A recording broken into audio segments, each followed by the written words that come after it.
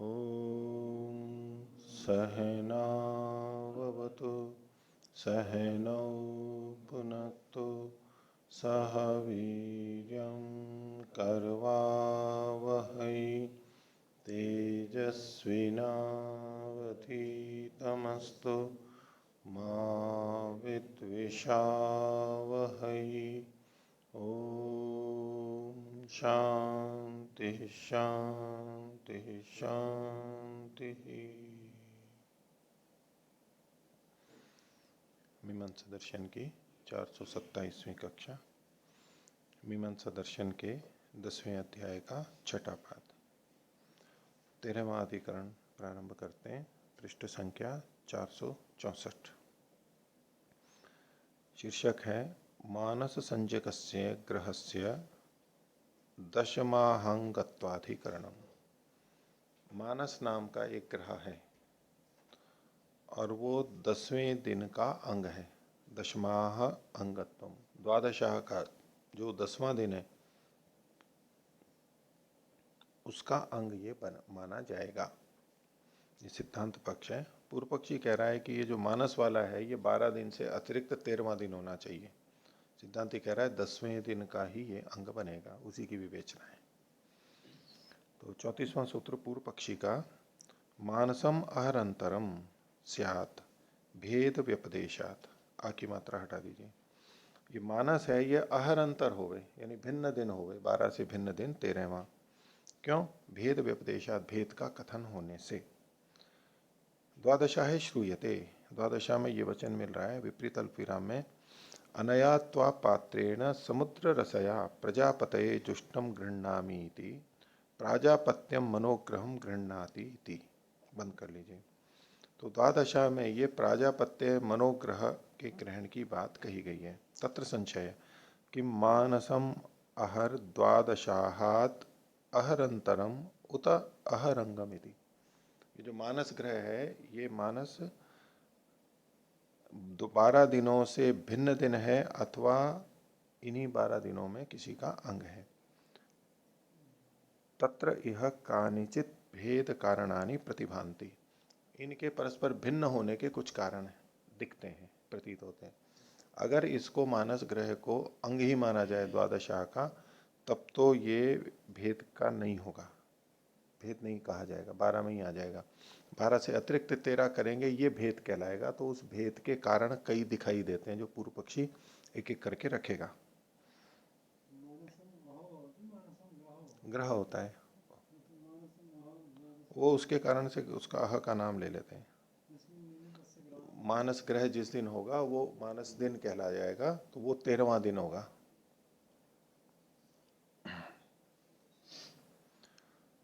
प्रतिभांति तानी निराचिकीर्षण आचार्य उपन्यस्यति।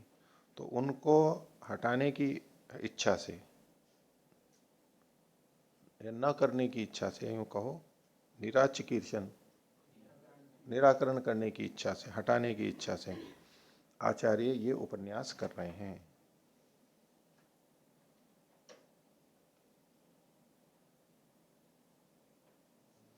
इसमें पूर्व पक्षी कहता है मानसम अहरंतरम स्यादिति, ये इसकी प्रतिज्ञा हो गई।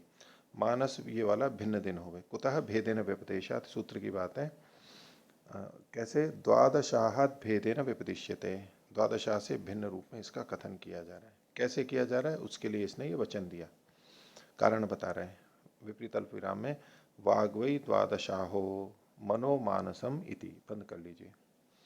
अब इसकी विवेचना करते हुए कहते हैं द्वादशाहंतर भूतम मानसम व्यपदिश्यते, नहीं, द्वादशाह अनंतर भूतम, द्वादशाह के अनंतर भूत यानी बाद में होने वाला यहाँ पर मानस कहा जा रहा है।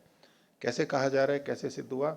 तो कहा कि वाग्वई द्वादशाह, इतने को विपरीत अल्पविराम में इति, ये जो पहले वचन था उसका पहला भाग, इति वाक संस्तवात, यहाँ पर वाणी का संस्तव किया गया है। वाग्वई द्वादशा, जैसे द्वादशा अच्छा होता है तो वाणी उसके समान है, द्वादशाह के समान है, तो वाणी की स्तुति की गई यहाँ पर। और मनोमानसम इति च, ये मनोमानसम इति, इसको भी विपरीत अल्पविराम में, इसमें मनः संस्तवात, यहाँ पर मन की स्तुति की गई मानस ग्रह के माध्यम से। तो दो अलग अलग चीजें हो गई। यथा वांग मनसयोर भेदो वस्तु तो अवगम्यते, तो जैसे वाणी और मन का भेद वास्तव में हमें पता लगता है। एवं एतयोरपि द्वादशाह मानसयो, तो द्वादशा मानस से जो अलग अलग इनकी स्तुति की जा रही है तो वो भी अलग अलग होने चाहिए। यतः पृथक्त्वे सति भेदेन व्यपदेशो भवति नान्यथा, जब कोई चीज अलग अलग होती है तभी उसका भेद से कथन होता है, नहीं तो नहीं होगा। अतो विद्यते एतत् अहरिति व्यपदेशात गम्यते, तो ये दिन अलग होता है इन 12 से, ये इस कथन से पता लगता है। 35वां सूत्र पूर्व पक्षी का ये, तेन च संस्तवात, उससे स्तुति की जाने से। इतश्च अहरांतरम अहरंतरम इति कुतः तेन च मानसेन अन्नाम, मानसेनान्न ऐसा कीजिए, मानसेन अन्ना, ये न हटा दीजिए या तो बीच वाला, मानसेन अन्ना, उस मानस दिन के द्वारा द्वादशाह संस्तूयते, उससे द्वादशाह की संस्तुति की जा रही है, यानी मानस से द्वादशाह की स्तुति की जा रही है।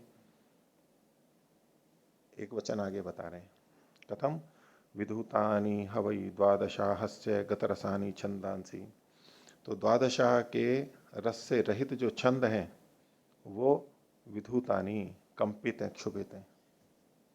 छंद है ना, तो छंद में तो रस होना चाहिए, तो गतरस जब हो जाएंगे छंद तो विधुत हो जाएंगे, कंपित हो जाएंगे, क्षुभित हो जाएंगे ना, कोई रस ही नहीं रहा। हाँ, अगर रस नहीं रहा तो कंपित क्षुभित नहीं हो जाएगा। मान लो किसी ने भोजन बनाया अच्छा, अपनी तरफ से बहुत अच्छा बनाया, विशेष लोगों के लिए बनाया, और जब प्रस्तुत हुआ तो अरे ये तो कैसा बेरस बन गया, तो अंदर से कांप जाएगा ना, क्षुभित हो जाएगा ना, बेचैन हो जाएगा ना। आप प्रवचन करने गए बहुत अच्छी तरह से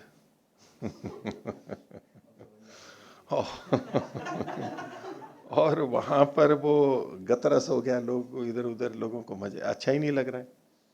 हम तो अपनी तरफ से अच्छा ही बोल के गए, अच्छा ही किया, और उनको अच्छा नहीं लगा, गतरस हो गया, तो कंपित हो जाते हैं ना, क्षुभित हो जाते हैं ना।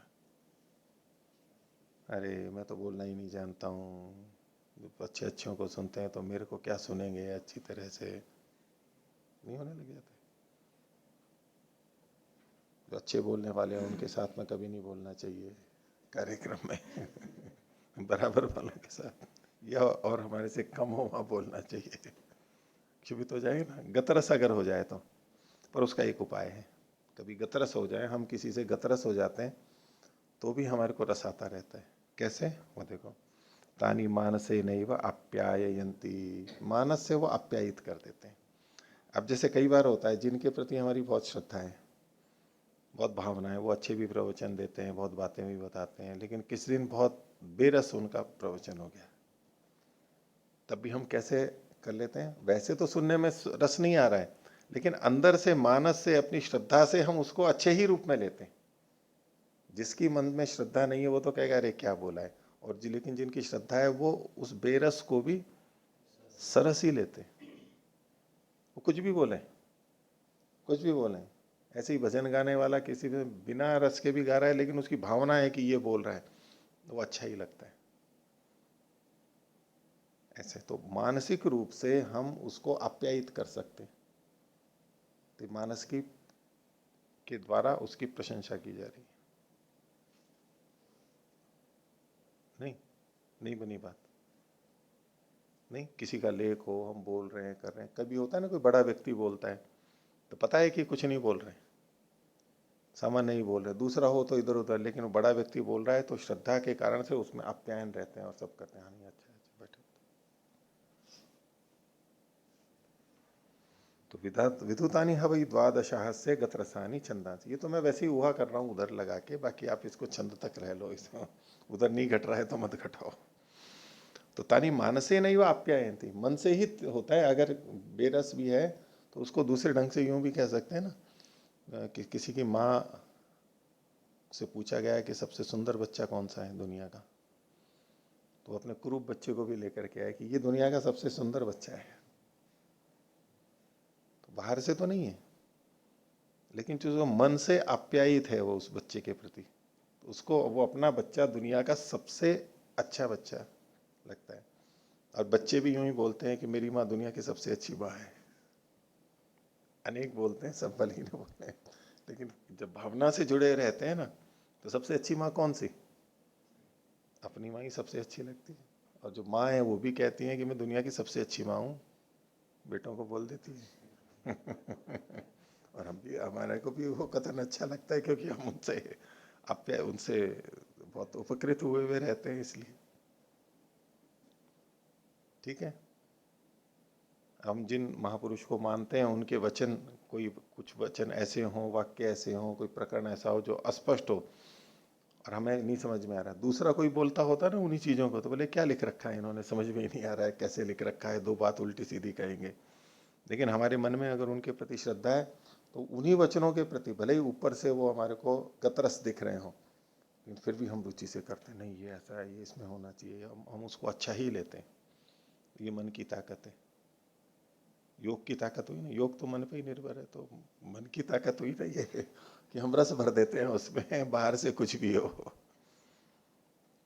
तो तानी मानसे नहीं आप्यायंती थी द्वादशाह से, यानी गतरसानी छंदांसी तानी मानसे न आप्यायंती इति ब्रुवन, ऐसा बोलते हुए भिन्नम द्वादशाह दर्शयति, ये द्वादशाह से भिन्न है क्योंकि वो उसमें आप्यायन कर रहा है। कथम? संस्तवात, स्तुति होने से। न ही तेन व आत्मना तस्य संस्तुतिर्भवति, किसी की स्तुति उसी से थोड़ा ना होती है, स्तुति तो दूसरे के द्वारा होती है, उसी की उसी से स्तुति नहीं होती। कुतः? अत्यंत भेदात स्तुति स्तुत्यो स्तुत्ययो, स्तुति और स्तुत्य जो है उनमें अत्यंत भेद होता है। स्तुति किसी और के द्वारा होती है और स्तुत्य कोई और होता है। अब उसके लिए देखो उदाहरण देते हैं, नहीं देवदत्तो देवदत्ते न स्तूयते, हालांकि वो भी हो जाता है, राम राम के समान है, राम रावणयोर युद्धम राम रावणयोरिवा, उनका युद्ध तो राम राम, उससे भी प्रशंसा की जाती है, लेकिन सामान्यतः उसी से उसी की प्रशंसा नहीं की जाती। तो फिर किससे की जाती है? भिन्न ही शिरह पाण्यादि भी संस्तुयते, देवदत्त की स्तुति करनी भी है तो उससे भिन्न उसके सिर और हाथों से स्तुति की जाती है। बड़ा सुंदर सिर है इसका, बड़े सुंदर हाथ हैं इसके, बड़े सुंदर बाल हैं इसके, ऐसा करके ये उदाहरण तो दे रहा है भिन्न का, उसी से उसी की स्तुति नहीं की। पूर्व पक्षी है ना। लेकिन वो कह रहा है भिन्न से, क्योंकि वैसे इसको और आध्यात्मिक रूप से ले सकते हैं, देवदत्त मतलब यहाँ पर आत्मा की स्तुति। देवदत्त बाहर का थोड़ा है, वो तो आत्मा जो चेतन है उसके लिए है। अच्छा, तद्वत इहापि द्वादशाहो मानसेन स्तूयते इति संस्तवाद भेदो अधिगम्यते, इसी प्रकार द्वादशाह जो मानस के द्वारा स्तुत किया जा रहा है, इसलिए संस्थाओं के कारण से इनका भेद जाना जाता है। 36वां सूत्र, ये भी पूर्व पक्षी का है। अहरंताच परेण चोदना, दूसरे दिन से भी उसका कथन किया जाने से, दूसरे दिन के दूसरे माध्यम से भी भाष्य से स्पष्ट होगा। इतश्च अहरंतरम एव इति गम्यते, कुतः द्वादशाहिकाद अहरंतात परेण चोद्यते, द्वादशाहिक अह के अहरंतात, अहर के अंत से, उसके अंत में जो होता है उसके से भिन्न के द्वारा यहाँ पर कथन किया जा रहा है। द्वादशाहिक, द्वादशाह के जो दिन होते हैं वो क्या अंत वाले होते हैं, उससे भिन्न का यहाँ पर कथन किया गया है। वो वचन ये है, विपरीत अल्प, पत्नी संज्ञाज्य प्रांच उदेत्य मानसाय प्रसरपंती इति, बंद कर लीजिए। तो पत्नी को तैयार करके, पत्नी संयाज करके, प्रांच उदेत्य यानी और आगे बढ़ करके, मानसाय ये ग्रहाय, प्रसरपंती बढ़ते हैं। तद्यदि द्वादशाहिकस्य अन्नो गुण विधिर भवेत, द्वादशाही की पत्नी संज्ञा जानता न स्यात्, न जोड़ लेना यहाँ पर। इसमें क्या नियम है कि द्वादशाह जो हैं वो पत्नी संज्ञा जानत होते हैं, उनके अंत में पत्नी संयाज होता है। ठीक है, अब यहां पर क्या कर दिया, पत्नी का संयाज करके प्रांच उदेत्य मानसाय प्रसरपंथी, इसका मतलब है द्वादशाह तो ये तो समाप्त हो गया, पत्नी संयाज से वो दिन समाप्त हो गया, प्रत्येक दिन करते हैं पत्नी संयाज, तो वो तो समाप्त हो गया, समाप्त करके फिर ये मानस के लिए प्रसरपंथी है, इसका मतलब है ये द्वादशाह से भिन्न चीज है, क्योंकि द्वादशाह पत्नी संयाजांत होते हैं। तो इसलिए कहा तद यदि द्वादशाहिकस्य अन्न, ये षष्ठी विभक्ति एक वचन, द्वादशाहिक दिन का गुण विधिर भवेत, ये उसकी गुण विधि अगर कही जाए तो कौन सी गुण विधि? मानसाय प्रसरपंती, ये अगर मानस ग्रह के लिए जाते हैं तो ये अगर उसकी गुण विधि कही जाए तो द्वादशाही की पत्नी संज्ञा जानतता न स्यात्, तो द्वादशाह में जो पत्नी संज्ञा जानतता है वो नहीं हो पाएगी। क्यों? क्योंकि पत्नी संज्ञाज करके फिर मानसाय प्रसरपंती, इसका मतलब है इसके बाद भी कुछ है, तो पत्नी संज्ञाज अंत में नहीं आएगा। पत्नी संज्ञाज जो अंत में होता था उसको करके भी कुछ और किया जा रहा है, अगर आप इसको उसी दिन का अंग मानोगे तो वो दिन पत्नी संज्ञाज अंत नहीं कहलाएगा, तो मानस अंत वाला कहलाएगा। जबकि पत्नी संज्ञाज अंतता सिद्ध है, इसका मतलब है मानस जो है वो उस दिन का अंग नहीं है, ये कुछ और ही है, यहां पर नहीं होगा। 10वें दिन होता है, देखो भी अथ तो अहर अंतरम भवती। अब ये पूर्व पक्षी अपने पक्ष में बोला, यदि इसको हम दूसरा दिन मान लें भिन्न दिन, तो द्वादशाहिका नाम अयम धर्मो, तो ये द्वादशाहिकों का धर्म बनेगा, सभी द्वादशाहिकों का। कौन सा, क्या चीज, क्या धर्म? पत्नी संज्ञा जानतता प्रत्येक दिन होगी, सबके अंत में होगी।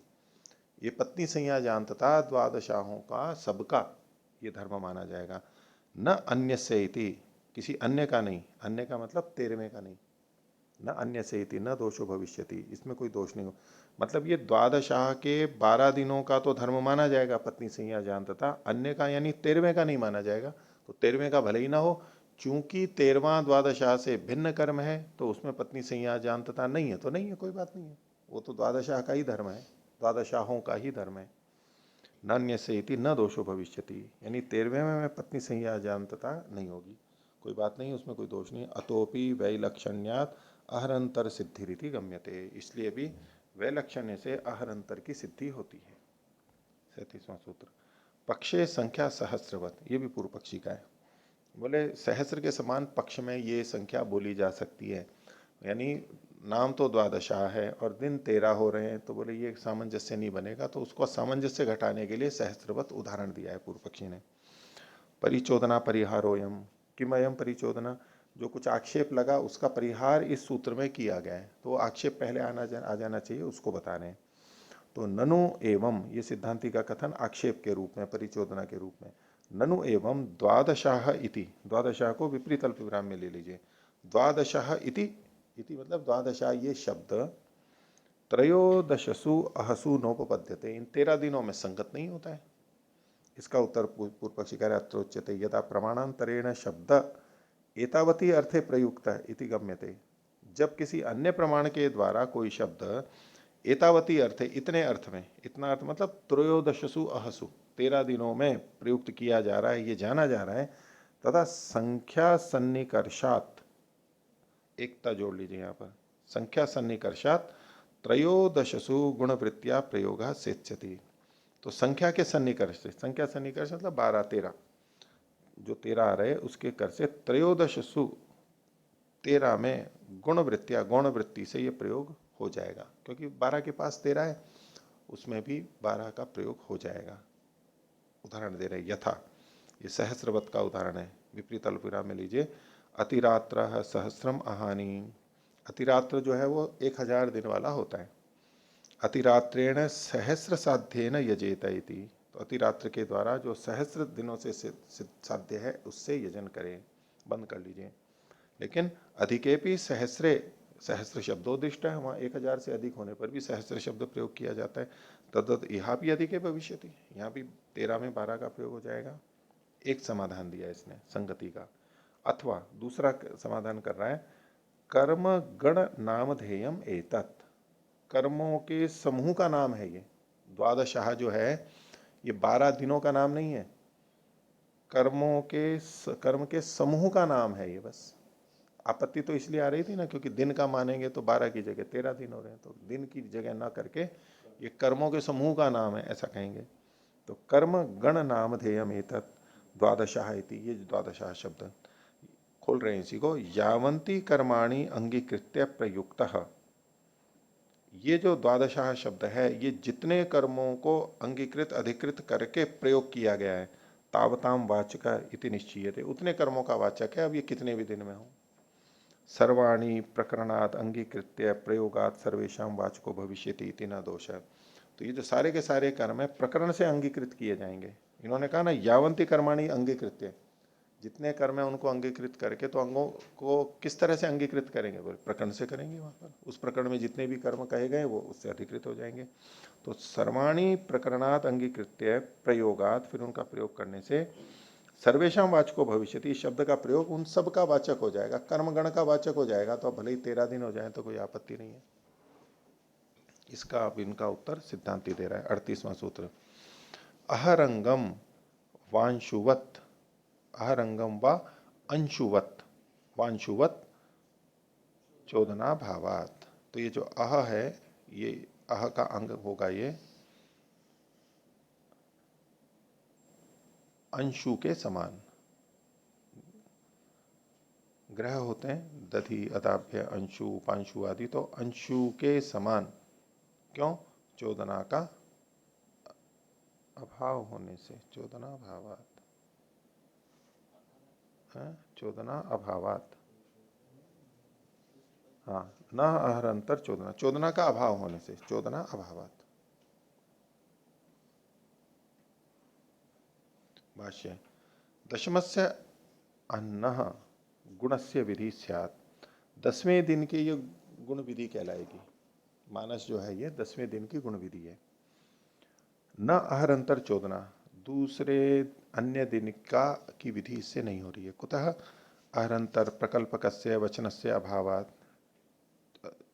जो दूसरा दिन का भिन्न दिन को बताने वाला या प्रकल्पक प्रवृत्त करने वाले वचन का यहाँ पर अभाव होने से। कथम?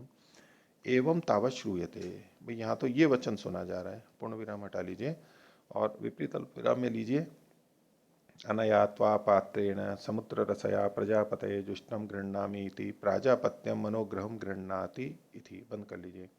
वही वचन है ये, दशमम अह अंगीकृत्य ग्रह चोदनैषा, 10वें दिन को अंगीकृत करके ये ग्रह का कथन किया गया है। ग्रह मतलब ये मानस ग्रह का। तो ये जो वचन इसने पीछे दिया था उसमें पहले ये तो नहीं बताया था कि 10वें दिन को अंगीकृत करके, वो बस वैसे ही वचन दे करके किया था। तो सिद्धांति बता रहा है कि 10वें दिन को अधिकृत करके ये वचन किया गया है। गृह्णाति संस्कार विधानात्, गृह्णाति जो है ये संस्कार का विधान माना जाएगा। संस्कार कर्म है, न च संस्कार भेदे कर्म भेदो भवति, संस्कार की भिन्नता से कर्म का भेद तो हो नहीं जाता है। अचोदकाश्च संस्कारा इत्युक्तम, ये सूत्र है, बंद कर लीजिए, नीचे लिखा हुआ है 22618। यानी संस्कार जो है अचोदक होते हैं, यानी विधायक नहीं होते हैं, कर्म के विधायक नहीं होते हैं, याग के अविधायक होते हैं। अचोदकाश्च संस्कारा इत्युक्तम। फिर एक आगे सूत्र है, इसको भी विपरीत अल्प विराम में, यस्तु द्रव्यम चिकीर्षते गुणस्तत्र कर्म अल्प विराम न प्रधानमिति। तो जिनके द्वारा द्रव्य में संस्कार किया जाता है ऐसा कर्म गुण कर्म कहलाता है, वो प्रधान कर्म नहीं होता। यथा, जैसे कि अंशवदाभ्य, सूत्र में जो अंशुवत लिखा हुआ है उसको समझा रहे हैं। अंशु और अदाभ्य ये दो ग्रहों का नाम लिया इन्होंने।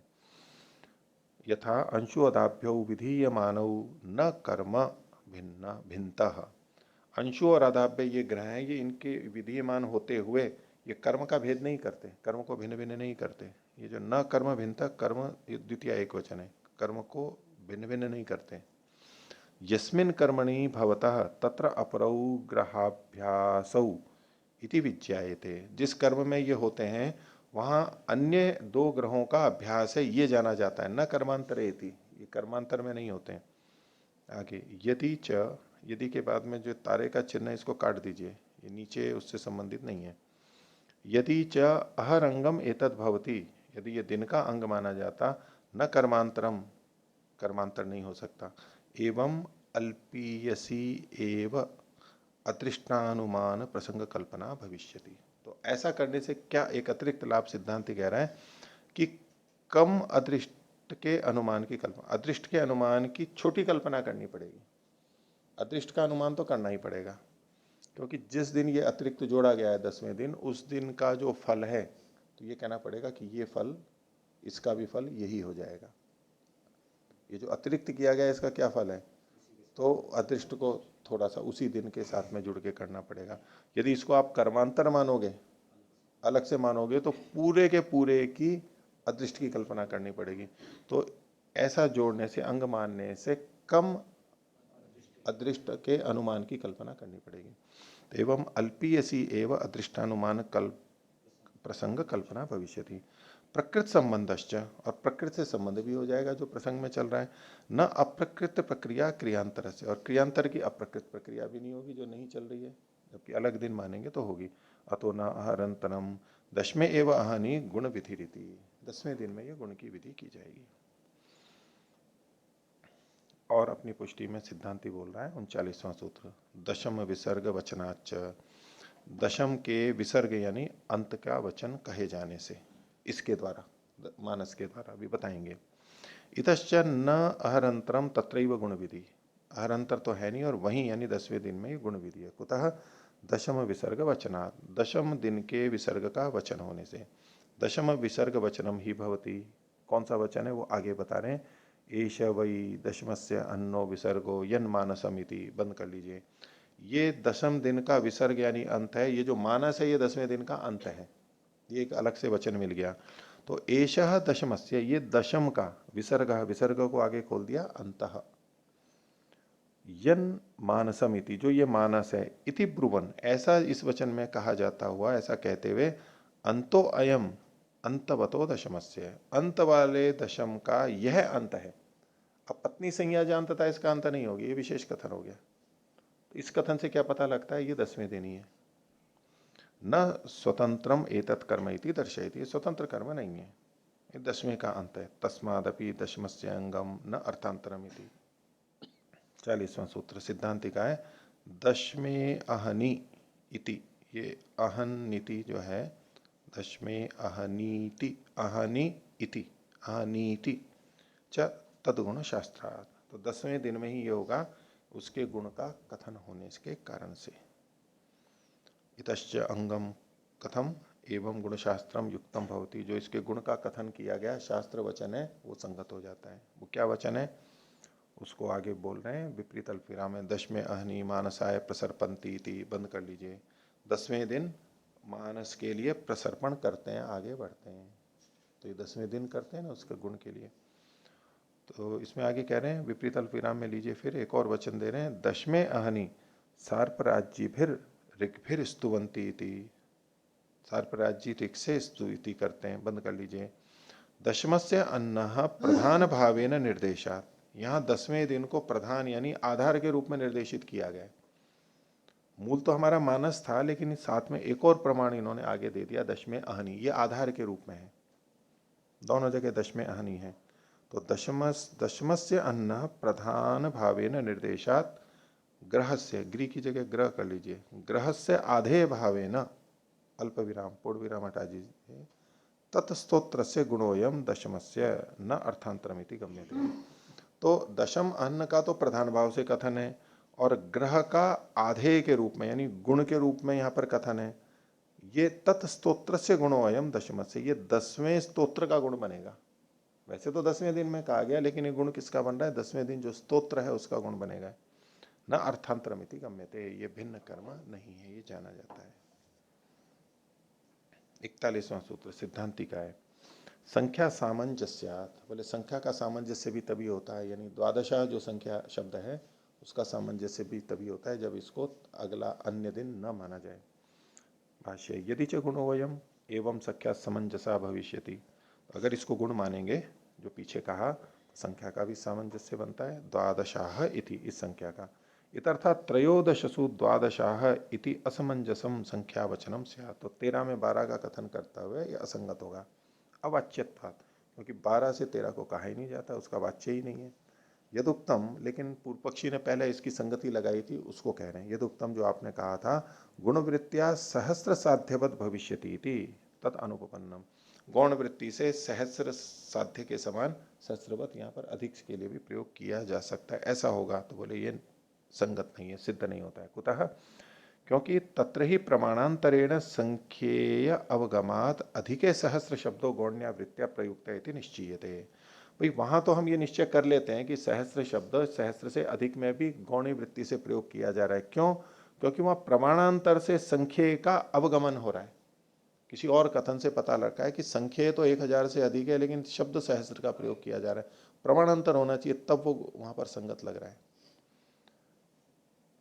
न तु इह संख्येयातिरिक्ते प्रमाणमस्ति, यहाँ 12 से अधिक कोई और संख्या है, इसमें कोई भी प्रमाण नहीं मिल रहा है।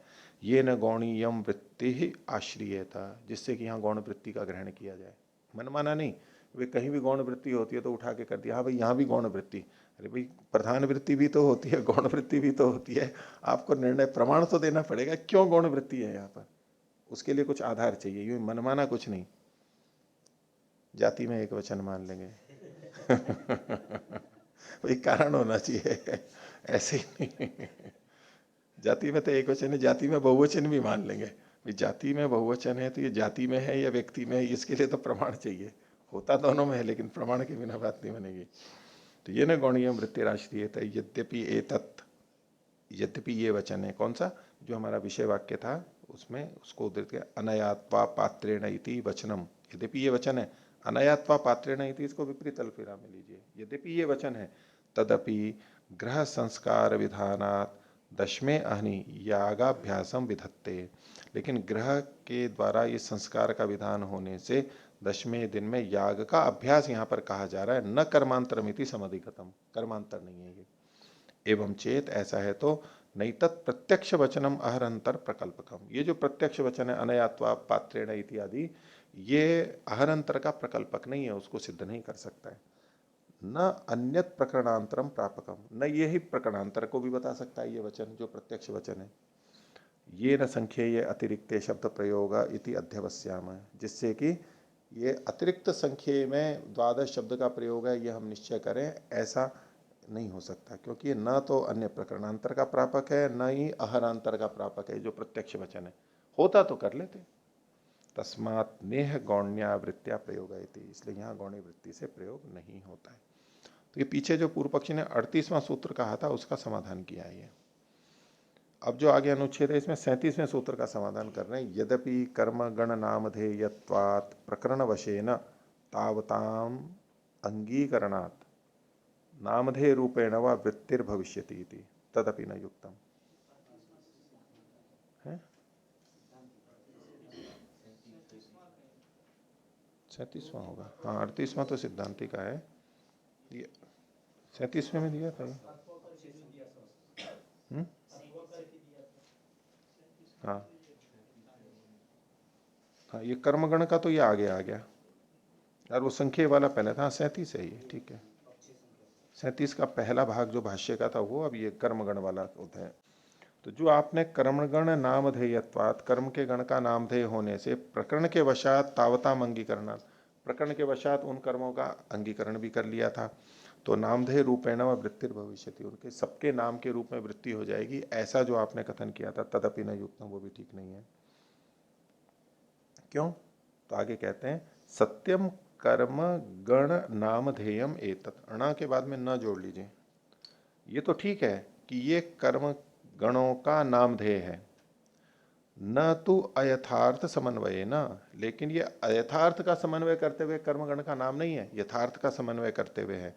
द्वादशैतानि कर्माणि अहोभि परिमितानि, ये जो 12 कर्म है ये 12 दिनों से परिमित किए गए। जो 12 दिन कहे जा रहे हैं इसका मतलब वहां 12 कुछ मुख्य कर्म किए किए जा रहे हैं। तो द्वादशैतानि कर्माणि, ये जो 12 कर्म हैं ये अहोभि परिमितानि, दिनों के द्वारा परिमित सीमित किए गए हैं। एकत्र समाहृतानि, और इकट्ठे किए गए हैं। इति अनेन रूपेण तत्कर्मगण से नामधेयम, इस रूप में वो उस कर्मगण का नाम है कि इन 12 दिनों में जो कर्म किए जा रहे हैं मिला करके उन 12 दिनों के कर्मों का नाम द्वादशा है। लेकिन 12 दिनों के अंतर्गत ही होंगे वो, उसी का ही नाम किया जा सकता है। न वर्णानुपूर्व मात्रेण इति, ये केवल वर्णों की आनुपूर्वी मात्र से नहीं हो गया इसमें। वर्णों की आनुपूर्वी मतलब बस जैसे द्वादशाह दकार हो गया, वकार हो गया, वर्णों की जो अनुपूर्वी यहाँ पर दिखाई दे रही है उतने मात्र से ये ग्रहण नहीं कर रहा है, यानी इसका भी कुछ अर्थ है द्वादशाह का। हाँ, वर्णानुपूर्वी मात्र ये दोष के रूप में, व्यंग के रूप में है कि बस ये तो वर्णानुपूर्वी मात्र है, अर्थवर्थ कुछ नहीं है द्वादशाह शब्द का। न वर्णानुपूर्व मात्रेण इति तथा ही सर्वेषु एव कर्म नाम ध्येयेषु ध्येयेषु अर्थ समन्वयेन अनुवाद भूतो नाम शब्दों वर्तते।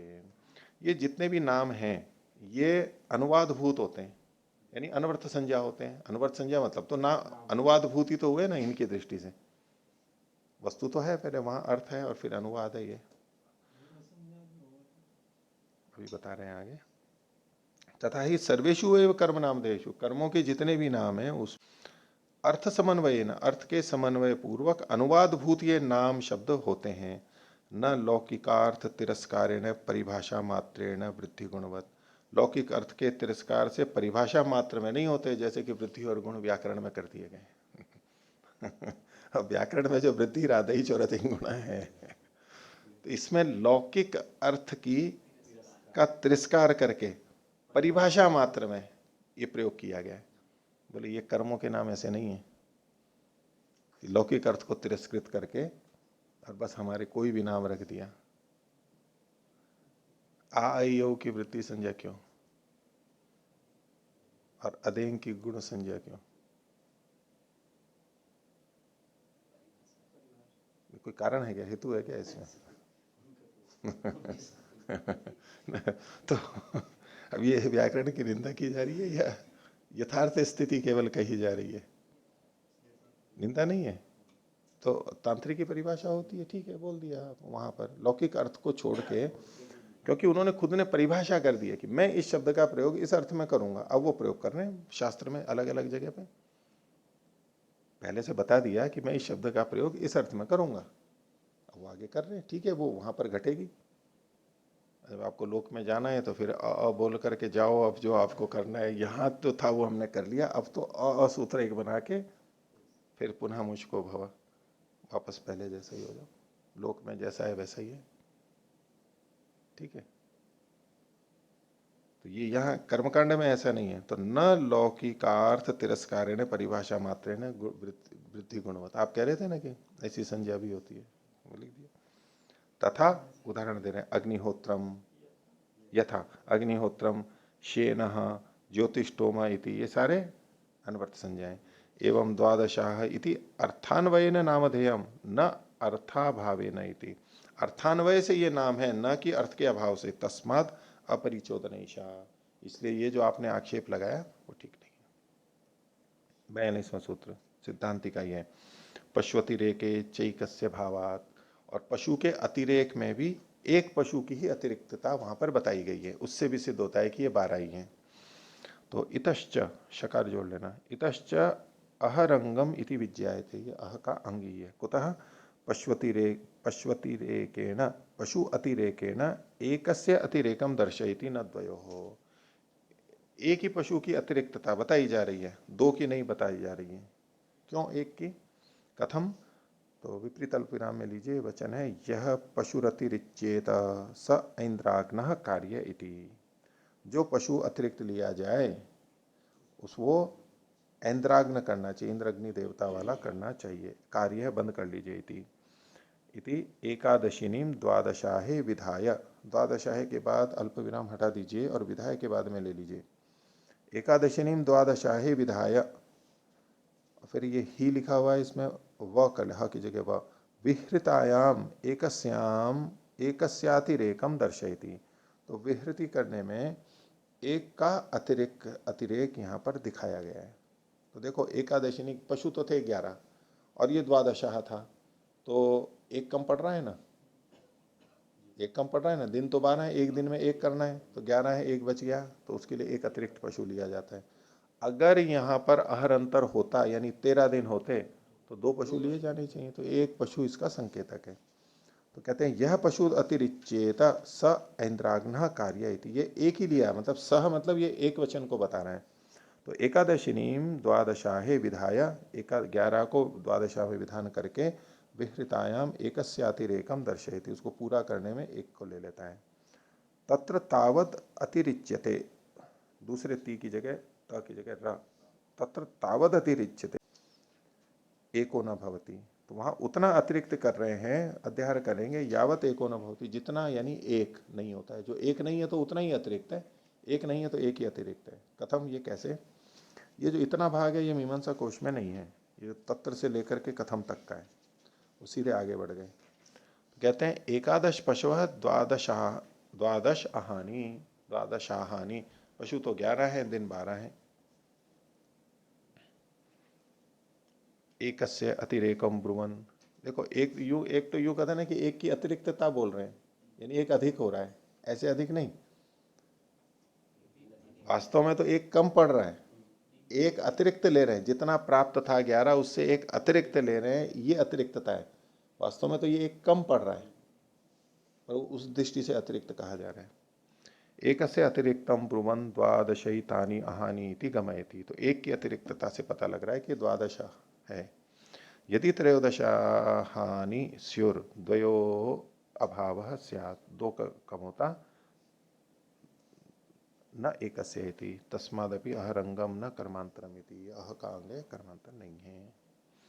43वां सूत्र, स्तुति व्यपदेशम अंगेन अविप्रतिषिद्धम व्रतवत, ये सिद्धांति का ये भी। हाँ, पीछे 34वें और 35वें सूत्र में जो पूर्व पक्षी ने खंडन किया था, अपने पक्ष की पुष्टि की थी, उसका उत्तर है यहाँ पर।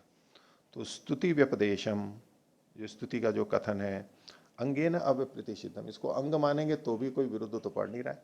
पूर्व पक्षी का कहना था स्तुति का वचन है इसलिए इसको पृथक माना जाएगा, तो बोले नहीं, इसका अंग होते हुए भी कोई दोष नहीं है, स्तुति तो उसके अंग होते हुए भी की जा सकती है, उसे व्रतवत, व्रत के समान। तो अस्मिन सूत्रे द्वयो सूत्रयो परिहार उच्यते, दो सूत्रों का परिहार, यानी 34-35 का। यद उत्तम, जो कहा था मानसवत, मानसम, मानसम मह अहरंतरम, ये जो दो द लिख रखे हैं ना, ये ह है वास्तव में। मानसम अहरंतरम, मानस जो है ये भिन्न दिन है, भेदेन व्यपदेशात, ये 34वां सूत्र था, बंद कर लीजिए। और 35वां आगे दिया, तेन च मानसेन संस्तवाद भेदा, बंद कर लीजिए। न ही आत्मनैव आत्मा संस्तूयते इति, वहां उसने पूर्व पक्षी ने कहा था अपने द्वारा अपनी स्तुति नहीं होती, देवदत्त के द्वारा देवदत्त की। अत्रा भी दिए थे, इसका उत्तर ये सिद्धांति दे रहा है, नैतत् विप्रतिषिद्धम, इसमें कोई विरोधी बात नहीं है। अंगे नापि समुदाय से स्तुति दृष्टा, अंग से भी समुदाय की स्तुति होती है। वो पीछे भी जो सिर और हाथ वाला था वो भी वैसा ही था, लेकिन पूर्व पक्षी ने अलग ढंग से उसको प्रस्तुत किया। अंगे नापि समुदाय से स्तुति दृष्टा यथा महाव्रत धर्मेण संवत्सर सत्रस्य, ये उदाहरण है, संवत्सर सत्र की स्तुति महाव्रत धर्म से की गई है। तो महाव्रत सत्र का ही, संवत्सर सत्र का ही अंग है, लेकिन उसके होने से इसकी स्तुति की गई है, यानी अंग से ही उसकी स्तुति भी की जाती है। यथा महाव्रत धर्मेण संवत्सर से, आगे वचन दिया इन्होंने विपरीत अल्पविराम में, यंति वा एते मिथुनात् ये संवत्सरम उपयंती, तो ये मिथुन से दूर हो जाते हैं जो संवत्सर को प्राप्त होते हैं, ये दोष बताया है यहाँ पर। अंतर्वेदी मिथुनौ संभवतः तेनैव मिथुना, तेनैव मिथुनान न यंती थी, तो अंतर्वेदी में, अंतर्वेदी मिथुन होते हैं, उसी से मिथुन से न यंती, ये नहीं जाते, यानी दोष को हटाया जा रहा है, न यंती थी, बंद कर लीजिए। समुदाय दोषम अभिधाय तद अवयव भूतस्य महाव्रतस्य, तो समुदाय का दोष बताते हुए उसके अवयवभूत महाव्रत का, महाव्रतस्य धर्मेण अनुजिघ्रिक्षण, ग्रहण की इच्छा करता हुआ, धर्म के द्वारा उसके ग्रहण की इच्छा करता, समुदाय से अवयव धर्मेण स्तुतिम दर्शयति, उस समुदाय के अवयव धर्म से ही उसकी स्तुति की जा रही है। लोक में भी ऐसा होता है, लोकेपि अवयव धर्मेण अवयवी संस्तूयते एव इति, यथा दीर्घई केशई शोभनो देवदत्ता इति, ये देवदत्त लंबे बालों से बड़ा शोभित हो रहा है, तो अंग से उसकी स्तुति की जाती है, उससे उसकी स्तुति भी की जाती है। नहीं, कौन आध्यात्मिक है स्वामी जी? ये आध्यात्मिक है, या उसने पीछे जो कहा था कि भाई सिर और हाथ से देवदत्त की स्तुति नहीं हो सकती, ये कह रहा है कि केशों से उसकी स्तुति, दीर्घ केशों से देवदत्त शोभन है, इसकी स्तुति की जा रही। कौन आध्यात्मिक है? बालों से भी केयूराणी न भूषयंती पुरुषम, सिद्धांत विरुद्ध कथन है ना। हैं? सिद्धांत विरुद्ध कथन है नहीं, लेकिन लोक में ऐसा होता है ना, स्तुति की जाती है, इसका कोई मना थोड़ा ना करेंगे। हाँ तो अलौकिक है, अलौकिक है, अलौकिक। यथा दीर्घै केशै शोभनो देवदत्त इति तद्वत् यहापि द्वादशः संस्तविष्यते इति, संस्थाविष्यते इति न दोषः। तो इसी प्रकार से ये जो द्वादशा है ये भी, उसकी भी स्तुति की जाएगी, किससे? मानसेन। द्वादशाः मानसेन संस्थावयिष्यते इति न दोषः, संस्थावयिष्यते। 44वां वचनात् अतदंतत्वम, वो तदंतत्व की जो बात थी, पत्नी संयाज की तदंतता द्वादशाओं की, उसको, उसके लिए उत्तर दे रहा है ये, जो 36वें सूत्र में से पूर्व पक्षी ने आक्षेप किया था। यदुक्तम यदि अहरंतरम एतत्, अगर ये भिन्न दिन है तो, एवं द्वादशा धर्म वैलक्षण्यम मान शांतता युक्ता भविष्यति न तदंकत्वे, तो द्वादशा के धर्म के वैलक्षण्य में मान शांतता युक्त होगी, उसके अंग मानने पे नहीं होगी। न तदंगत्वे, पूर्ण विराम हटा लीजिए, पत्नी संज्ञा जानतता भवेदिति, उसमें पत्नी संज्ञा जानतता होने लगेगी, अनिष्ट है, पूर्व पक्षी का कहना था। अत्र बदाम, इसका उत्तर दे रहे हैं, वचनात् अतदंतत्वम भविष्यति, वचन के कारण से पत्नी संज्ञा जानतता नहीं होगी, अतदंतत्व होगा। द्वादशाही का नाम अन्नाम सामान्य ने पत्नी संज्ञा जानतता, तो द्वादशाही जो दिन है 12, उनमें प्रत्येक की पत्नी संज्ञा जानतता है, वो सामान्य कथन है। विशेषण तो दशमस्य अन्नो मानसांतता उच्यते, तो विशेष कथन से 10वें दिन की मानसांतता कही जा रही है। विपरीत अल्पविराम में पत्नी ही संज्ञाज्य प्रांचम मानसाय प्रसरपंती थी, वही वचन है, इससे विशेष कथन है। नास्ति वचन से तस्मादपि अदोष, अतो दशमस्य अन्नो मानसम अंगम न स्वतंत्र, 10वें दिन का ही होगा। निषेध विधि से बलवान होता है, उसमें यह भी है ना, विधि तो सामान्य कर दी, अब उसमें निषेध कर दिया, तो निषेध को छोड़ करके ही विधि लगेगी, वो सामान्य कथन है, उसको, उसका अतिक्रमण नहीं कर सकती। तो दोनों में बलवान कौन सा होता है? निषेध, या तो अपवाद कह लीजिए, वो बलवान होता है उसमें। हाँ, प्रतिषेधाश बलियांश भवंती, और वो उसका स्थान छोड़ करके ही बैठता है, या तो यूं को पहले से ही उसका स्थान छोड़ करके बैठता है, अथवा वो आता है तो वो हट जाता है।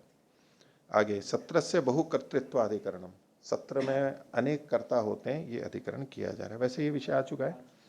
17 में एक प्रकृतिवत, पूर्व पक्षी का है सूत्र, वो कहता है कि नहीं 17 में एक ही होना चाहिए प्रकृति के समान, क्योंकि एक प्रकृति है 17 की, वो एक ही होना चाहिए। या तो द्वादशा भी है, तो द्वादशा जो अहीनात्मक द्वादशा है, वो द्वादश 17 की प्रकृति मानी जाएगी उस दृष्टि से।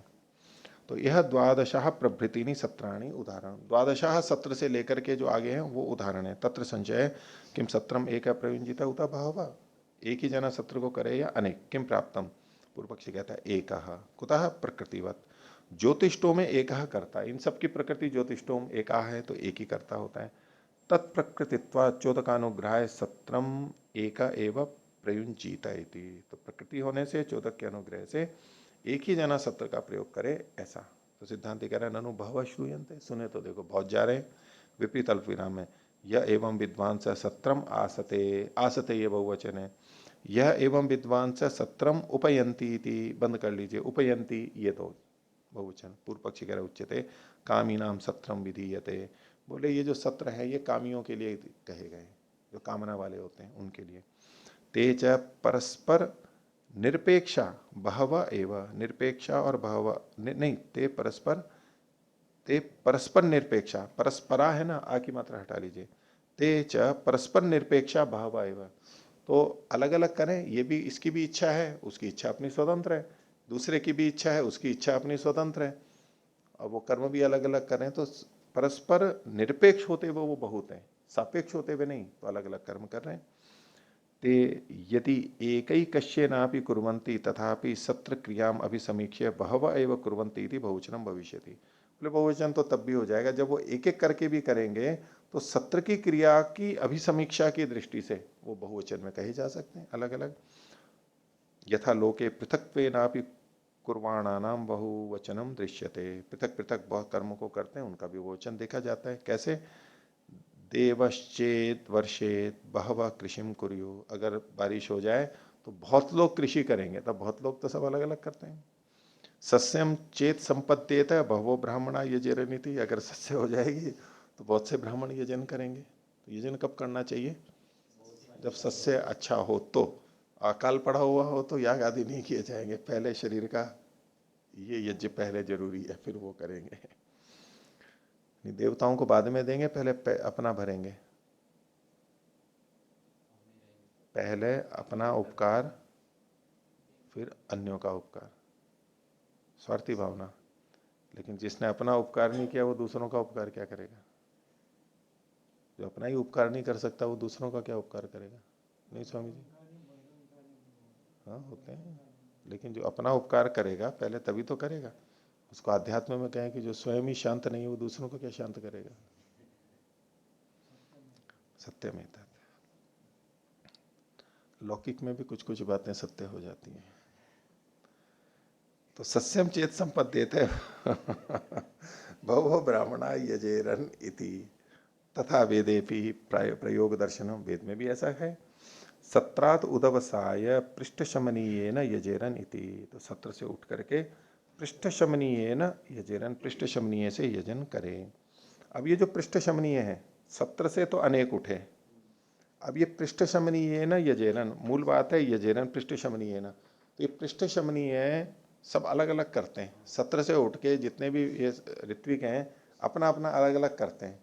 वो कहते हैं कि पृष्ठ को बोलते बोलते जो थकान आ गई थी उसको मिटाने के लिए ये पृष्ठ शमनीय है, शमन कर देते हैं। पृष्ठ को बोलते बोलते जो श्रम हो गया था ना उसकी दूरी के लिए थोड़ा सा शांति से कुछ कुछ अलग अलग काम करते हैं।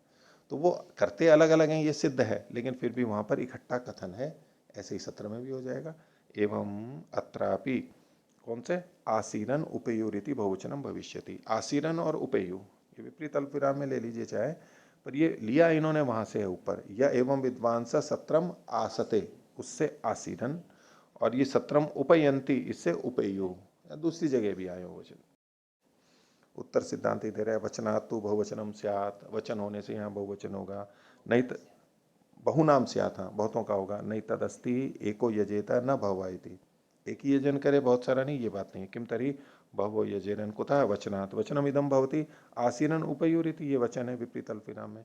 बहुत्व संबद्ध प्रयोगो विधीयते, बहुत्व से युक्त प्रयोग यहाँ पर विहित किया जा रहा है। सब प्रत्यक्ष वचनात् चोदक प्राप्तम एक कर्तृकताम बाधेता, तो चोदक से प्राप्त एक कर्तृकता को ये प्रत्यक्ष वचन बाधित कर लेगा।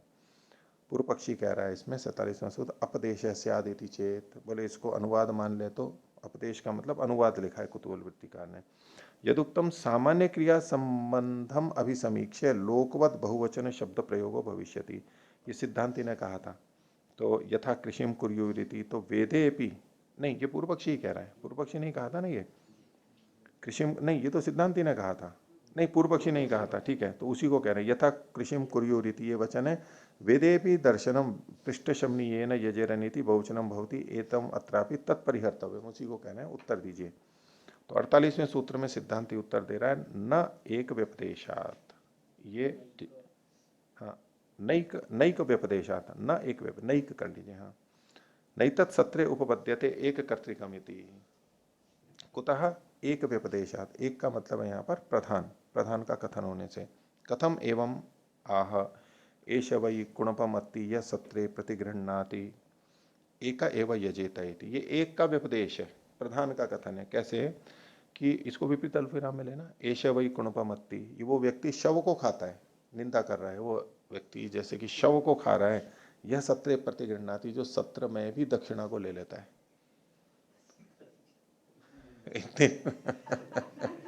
भाई सत्र में सब यजमान थे ना, सबने अपना किया और वो उसमें भी दक्षिणा ले रहा है।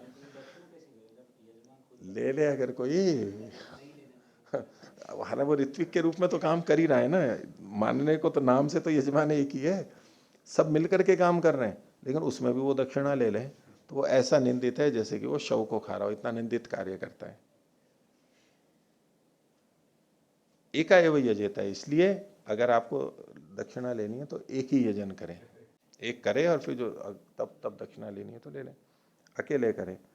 तो सत्रम अपोद्य अन्य से एक कर्तृकताम विदधत तस्य बहु कर्तृकताम गमयति।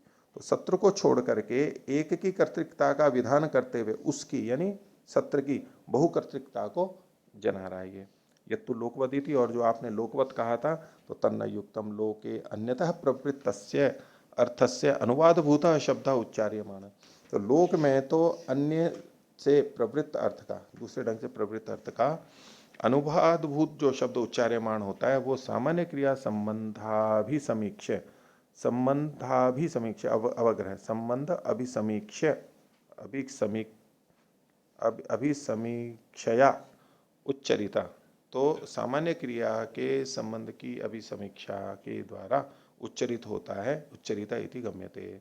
यद्यपि उदवसानी वदिति, उदवसानी के समान जो आपने कहा था, तद्वद उदवसानीय युक्तम, वहां पर ठीक है। तत्र ही भिन्नानि उदवसानानि उपलक्ष्य क्रिया मात्रम विधीयते, भिन्न उदवसान करके क्रिया मात्र कही गई है। तद बहुत्वम च समान कर्तृकत्वादेव प्राप्तम अनुद्यते इति युक्तम एवं। तो समान कर्म के कर्तृकत्व के कारण प्राप्त होते हुए अनुवर्तित किया गया है। इह तु, ई कर लेना, इह तु शब्द पूर्वी का क्रिया प्रवृत्ति, यहाँ तो शब्द पूर्वक है क्रिया। शब्दश्च बहुत्व विशिष्टम प्रयोगम सत्रिभिः अभिसंबंधयति। तो यहाँ शब्द तो बहुत विशिष्ट प्रयोग को देखते हुए सत्रियों को संबंधित कर लेगा। अतः शब्द प्रामाण्याद उपादीय मानायाम क्रियायाम, शब्द के प्रामाण्य से जो क्रिया ली गई है बहुत्वम विवक्षितम इति बहव प्रयुंजीरनीति। और पुष्टि में कह रहा है 49वें में सन्निवापम च दर्शयति, और मिल करके निवाप को भी यहाँ पर कहा गया है। इससे भी पता लगता है कि अनेक होते हैं। इतश्च बहव एवं यजेरनीति कुतः सन्निवाप दर्शनात् बहुनाम अग्निनाम एकत्र सन्निवापम आह।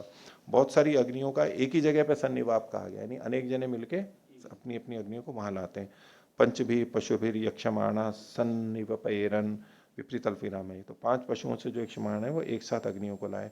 सावित्राणी होश्यंत सन्निवपेरन इति, बंद कर लीजिए। तो सावित्री का होम करते हुए भी इकट्ठे करते हैं। तो यदि संहत्य कुर्वन्ति एवं अग्निनाम सन्निवाप उपपद्यते, यदि मिलकर के कर रहे हैं तब तो सन्निवाप संगत होगा, नहीं तो नहीं। अथ तु एकैकश्येन कुर्युः सन्निवाप दर्शनम नोपपद्यते, अलग अलग करते होते तो सन्निवाप की संगति नहीं लगेगी। तस्मादपि गम्यते बहुनाम सत्रमिति।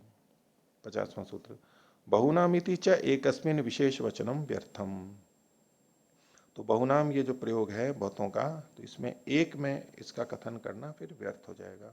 इतश्च पश्याम संभूय प्रयोग इति कुतः एवं श्रूयते विपरीतिल्फिराम में, यो वै बहुनाम यजमानानाम गृहपति, जो बहुत सारे यजमानों का गृहपति है, स सत्र से प्रत्येता, वो सत्र का प्रत्येता होता है। स ही भूयिष्ठाम वृद्धिम आर्धनोति थी, जो बहुत सारे यजमानों का गृहपति है वो सत्र का प्रत्येता होता है और वह अधिक वृद्धि को प्राप्त होता है। बंद कर लीजिए। एकस्मिन गृहपतौ, अगर एक ही गृहपति होता सदा तो बहुवीर यजमान सह प्रवृत्ते, तो बहुत सारे यजमानों के साथ प्रवृत्त होने पर फल विशेषम ब्रुवन, और उसमें विशेष फल को बताते हुए भवनाम सह प्रयोगम दर्शयति, इससे पता लगता है कि बहुत सारे भी होते हैं। जब अनेक यजमान हो, अनेक ऋत्विक हो, एक यजमान हो, अनेकों के साथ में करता हुआ वो मुख्य रूप से वही मुख्य फलों को प्राप्त करेगा, और सबके साथ मिलके कर रहा है तो बट करके करेगा। तो एक में अधिकता को बताते हुए अन्यों की अन्य भी होते हैं ये बता रहे जा रहा है। इतर्था एकस्मिन यजमाने कर्तुः एकत्वात् फलैकत्वाच्च सामान्य विशेष भाव अनुपपत्ते फल विशेष वचनम व्यर्थम स्यात्। एक में एक होगा, अनेकों में अनेक होगा, ऐसा होना चाहिए। एकस्मिन यजमाने कर्तुः, कर्ता के एक होने से फलैकत्वाच्च, और फल भी एक होने से सामान्य विशेष भाव की अनुपपत्ति होती है, फिर तो सभी एक जैसे होते, लेकिन फिर भी फल विशेष वचनम व्यर्थम स्यात्, फल विशेष का जो कथन किया वो व्यर्थ हो जाता। अस्तित्व फल विशेष वचनम, फल विशेष वचन है। तस्मादपि गम्यते बहव एव यजेरनिति, तो फिर भी बहुत सारे होते हैं ये पता लगता है, बहुत सारे यजन करते हैं। इतना ही रखते हैं। प्रणवतनी ओ